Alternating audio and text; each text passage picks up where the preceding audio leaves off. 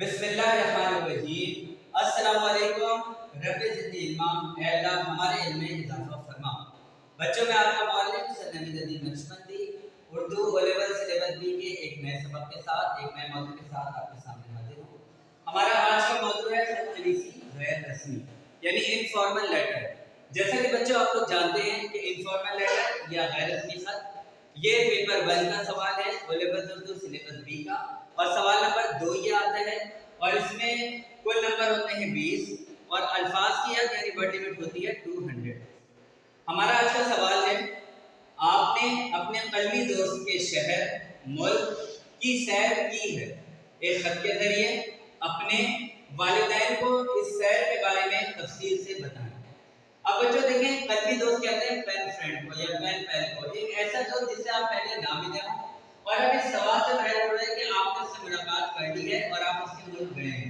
अब सवाल को समझने की जरूरत है कि ये काम हो चुका है, आप अपने दोस्त से मिलने उसके मुल्क जा चुके हैं, आप उससे जो है वो मिल चुके हैं, उसके मुल्क की या उसके शहर की सैर कर चुके हैं, ये काम आपने कर लिया है, you have done it and now you are going to tell it to your parents. अब आप इसको बता रहे हैं कि ये काम हो गया है, आप सैर तफसील कर चुके हैं और अब आप अपने वालिदैन के बारे में बता रहे हैं। अच्छा, इधर वालिदैन से मुराद ये नहीं है कि आप अम्मी और अब्बू दोनों को खत लिखें।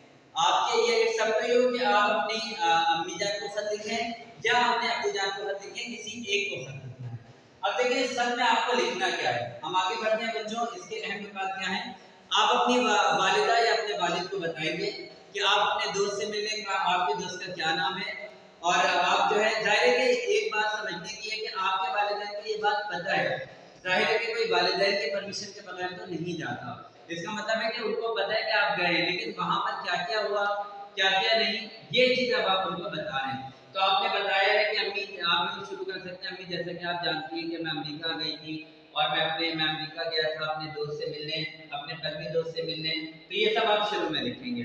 फिर आप बताएंगे कि आपने वहां पर अहम मकामात क्या क्या देखे, इंपॉर्टेंट प्लेसेस। ये एक बड़ी अहम बात है बच्चों, अगर आप लेवल उर्दू के पेपर में अपेयर होना चाहते हैं तो आपसे मेरी ये गुजारिश है कि किसी एक मुल्क या किसी एक शहर की तमाम डिटेल्स आप इंटरनेट से उर्दू में निकाल लें या इंटरनेट से इंग्लिश में निकाल के उसको उर्दू में ट्रांसलेट कर लें।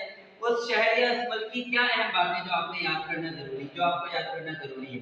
एक तो उसके अहम मकामात यानी इंपॉर्टेंट प्लेसेस, यानी वहाँ पर इंटरटेनमेंट के, घूमने फिरने के क्या क्या घूमने फिरने की जगह हैं जो मशहूर हैं या दुनिया भर से सैयाह वहाँ पर क्यों आते हैं, टूरिस्ट, उन जगहों को देखने के लिए, उन जगहों के नाम आप अपने पास नोट डाउन कर लें। तारीखी जगह, हिस्टोरिकल प्लेसेस की वजह से टूरिस्ट बहुत ज़्यादा जाते हैं, मतलब घूमने फिरने, तो वहाँ की कौन सी मशहूर जगह है या आप इंटरनेट से निकाल लें और उसको अपने पास उर्दू में नोट डाउन करके रखें, क्योंकि सीआई अक्सर इस तरह का सवाल आपको पेपर में दे सकता है।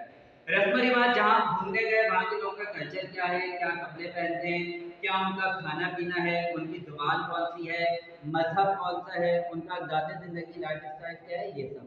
फिर कलमी दोस्त का रवैया, मतलब जब आप उधर गए मिलने तो आपके दोस्त का रवैया, बिहेवियर कैसा था, उसके घर वाले आपसे कैसे मिले, आपने वहाँ पर रिश्ते कैसे किया, क़याम कैसे किया, किस घर में क़याम किया या किस होटल में क़याम किया, और उस कलमी दोस्त ने और उसके घर वालों ने आपसे कैसे रवैया रखा, ये सब आप इसमें बताएंगे।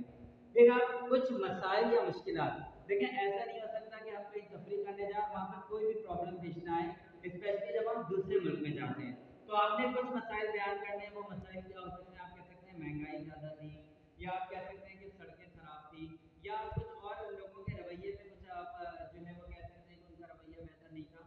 तो आपने इस तरह करके इस खत को मुकम्मल करना है। ये ध्यान में रखें कि आप अपने वालिद या वालिदा को ये लिख रहे हैं और ये बता रहे हैं कि ये हो चुका है, क्या क्या आपने वहाँ पर देखा और पेश किया। अच्छा, इस मौजू के लिहाज से शेर है वो ये है, आए ठहरे और रवाना हो गए, आए ठहरे और रवाना हो गए, जिंदगी क्या है, सफर की बात है। तो ये शेर अगर आप इंक्लूड करेंगे तो जैसा कि आप जानते हैं कि खत नवीसी में 20 मार्क का सवाल होता है, तो 5 मार्क उसके अंदर कंटेंट के होते हैं और 15 मार्क्स उसके अंदर होते हैं क्वालिटी ऑफ लैंग्वेज के, यानी जुबान के मयार के। तो जाहिर है उसी लिहाज से अगर आप ये शेर लिखेंगे, अच्छी वोकैबुलरी लिखेंगे, अल्फाज की हद का ख्याल रखेंगे, खत के पैटर्न का ख्याल रखेंगे, तो आपको बहुत अच्छे मार्क्स मिल सकते हैं। उम्मीद है आपको मेरी वीडियो पसंद आई होगी। अपनी राय से जरूर आगाह करिएगा। अल्लाह हाफ़िज़।